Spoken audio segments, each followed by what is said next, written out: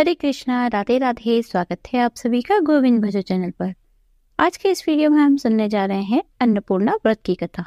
एक समय की बात है, काशी निवासी धनंजय की पत्नी सुलक्षणा, उसे अन्य सभी सुख था, केवल निर्धनता ही उसके दुख का कारण थी। यह दुख उसे हर समय सताता था। एक दिन सुलक्षणा अपने पति से बोली, स्वामी आप कुछ उद्यम करो तो काम चले, इस प्रकार कब तक काम चलेगा। सुलक्षणा की बात धनंजय के मन में बैठ गई और वह उसी दिन विश्वनाथ शंकर जी को प्रसन्न करने के लिए बैठ गया और कहने लगा, हे देवादिदेव विश्वेश्वर, मुझे पूजा पाठ कुछ नहीं आता, केवल तुम्हारे भरोसे बैठा हूँ। इतनी विनती करके 2-3 दिन तक भूखा प्यासा बैठा रहा। यह देखकर भगवान शंकर ने उसके कान में अन्नपूर्णा अन्नपूर्णा अन्नपूर्णा इस प्रकार 3 बार कहा। वह सोचने लगा, यह कौन है, क्या कह गया। इस सोच में धनंजय पड़ गया। फिर मंदिर से आते हुए ब्राह्मणों को देखकर पूछने लगा, पंडित जी अन्नपूर्णा कौन है। ब्राह्मणों ने कहा, तू अन्न छोड़कर बैठा है, सो तुझे अन्न की ही बात विचार में आती है, तू घर जा अन्न ग्रहण कर। तब धनंजय घर आकर स्त्री से सारी बात कहने लगा। वह बोली, नाथ आप चिंता न करें, स्वयं शंकर जी ने यह मंत्र दिया है, वे स्वयं ही इसका खुलासा करेंगे। धनंजय फिर जैसे के तैसा पूजा में बैठ गया। रात्रि में शंकर जी ने आज्ञा दी, कहा तो पूर्व दिशा में चला जा। वह अन्नपूर्णा का नाम जपता जाता, रास्ते में फल खाता जाता, झरनों का पानी पीता जाता। इस प्रकार कितने दिनों तक चलता गया। वहां उसे चांदी सी चमकती वन की शोभा देखने को मिली। सुंदर सरोवर देखने में आया। उसके किनारे कितनी ही अप्सराएं झुंड बनाए बैठी थी। एक कथा कहती थी और जय मां अन्नपूर्णा इस प्रकार बार बार कहती जाती। ये अघन मास की उजियारी रात्रि थी। आज से ही व्रत का आरंभ था।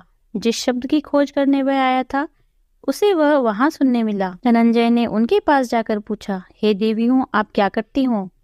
सब ने कहा, हम अन्नपूर्णा माता का व्रत करती हैं। व्रत करने से क्या होता है, ये किसने पहली बार किया था, इसे कैसे किया जाता है, इसकी क्या विधि है, मुझसे भी कहो। वो कहने लगी, इस व्रत को सब कोई कर सकते हैं। 21 दिन के लिए 21 गांठ का सूत का धागा लें। 21 दिन न बने तो 1 दिन उपवास करें। यह भी न बने तो केवल कथा सुनकर प्रसाद ले। निराहार रहकर कथा कहे या सुने। सुनने वाला कोई ना मिले तो पीपल के पत्तों को रखकर सुपारी या ग्वारपाठा के वृक्ष को सामने कर, दीपक को साक्षी कर, सूर्य, गाय, तुलसी या महादेव को बिना कथा सुनाए मुख में दाना नहीं डालना चाहिए। यदि भूल से दाना मुंह में पड़ भी जाए तो 1 दिन फिर उपवास करें। धनंजय बोला, इस व्रत के करने से क्या होगा। वे कहने लगी, इसके करने से अंधों को नेत्र मिलते हैं, लूलों को हाथ मिलते हैं, निर्धन के घर धन आता है, बांझ को संतान मिलती है, मूर्ख को विद्या आती है। जो कामना से ये व्रत करते हैं, माँ उनकी इच्छा वो पूरी करती है। वह कहने लगा, बहन मेरे पास भी धन नहीं है, विद्या नहीं है, कुछ भी तो नहीं है, मैं दुखिया और दरिद्र ब्राह्मण हूँ, मुझे भी इस व्रत का सूद दोगी। तो वह कहने लगी, हाँ भाई देंगे, तेरा कल्याण हो, ले यह व्रत का मंगल सूत्र ले।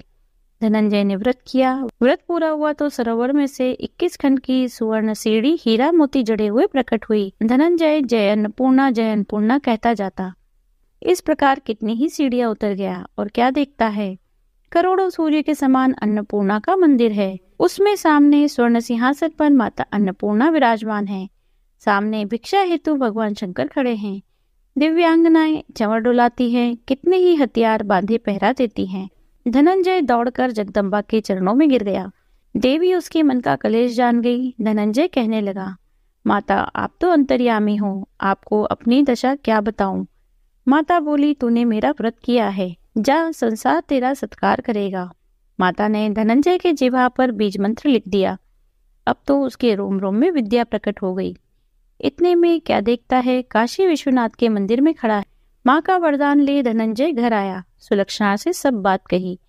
माता जी की कृपा से उसके घर में संपत्ति उमड़ने लगी। छोटा सा घर बहुत बड़ा गिना जाने लगा। जैसे शहद के छत्ते में मक्खियां जमा होती है, उसी प्रकार अनेक सगे संबंधी आकर उसकी बड़ाई करने लगे और कहने लगे, इतना धन और इतना बड़ा घर। सुलक्षणा से संतान नहीं तो इस कमाई का भोग कौन करेगा, इसलिए तुम दूसरा विवाह करो। अनिच्छा होते हुए भी धनंजय को दूसरा विवाह करना पड़ा और सती सुलक्षणा को सौत का दुख उठाना पड़ा। इस प्रकार दिन बीतते गए। फिर अघन मास आया। नए बंधन से बंधे पति से सुलक्षणा ने कहा, हम व्रत के प्रभाव से सुखी हुए हैं, इस कारण यह व्रत छोड़ना नहीं चाहिए। यह माताजी का ही प्रताप है जो हम इतने संपन्न और सुखी हुए हैं। सुलक्षणा की बात सुनकर धनंजय उसके पास आया और व्रत में बैठ गया। नई बहू को इस व्रत की खबर नहीं थी। वह धनंजय के आने की राह देखती रही। दिन बीतते गए। व्रत पूरा होने में 3 दिवस बाकी थे। नई बहू को खबर मिली। उसके मन में ईर्ष्या की ज्वाला दधक रही थी। सुलक्षणा के घर आ पहुंची और वहां कलेश मचा दिया। धनंजय को अपने साथ ले गई। नए घर में धनंजय को थोड़ी देर के लिए निद्रा ने जकड़ लिया। इस समय नई बहू ने उसके व्रत का सूत तोड़कर आग में फेंक दिया। अब तो माताजी का कोप जाग गया। घर में अकस्मात आग लग गई। सब कुछ जलकर राख हो गया। सुलक्षणा जान गई और पति को फिर अपने घर ले आई। नई बहू रूठकर पिता के घर जा बैठी। सुलक्षणा बोली, नाथ आप घबराना नहीं, माताजी की कृपा है। पुत्र को पुत्र हो जाता है पर माता को माता नहीं होती।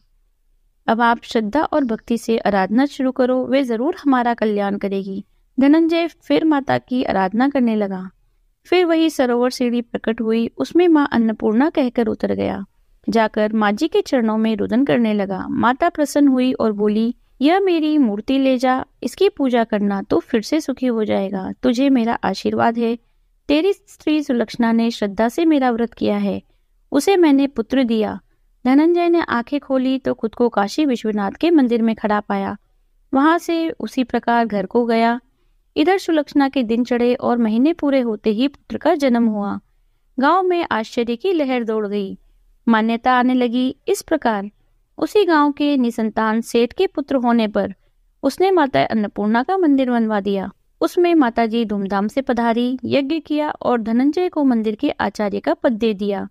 जीविका के लिए मंदिर की दक्षिणा और रहने के लिए बड़ा भवन बनवा दिया। धनंजय स्त्री पुत्र सहित वहां रहने लगा। माताजी के चढ़ावे में भरपूर आमदनी होने लगी। उधर नई बहू के पिता के घर डाका पड़ा। सारा सामान लुट गया। वे भीख मांगकर पेट भरने लगे। सुलक्षणा ने यह सुना तो उन्हें बुला भेजा। अलग घर में रख दिया। उनके अन्न वस्त्र का प्रबंध किया। धनंजय, सुलक्षणा और उसका पुत्र माताजी की कृपा से आनंद से रहने लगे। माताजी ने जैसे इनके भंडार भरे वैसे सबके भंडार भरे। बोलो अन्नपूर्णा मैया की जय। यदि आपको वीडियो पसंद आई है तो लाइक कीजिए, शेयर कीजिए, कमेंट कीजिए। यदि आप चैनल पर नए हैं तो चैनल को सब्सक्राइब कर लीजिए। बेल आइकन को प्रेस कर दीजिए जिससे नए वीडियोस की नोटिफिकेशन आपको तुरंत मिल जाए। मिलते हैं अगले वीडियो में। हरे कृष्णा, राधे राधे।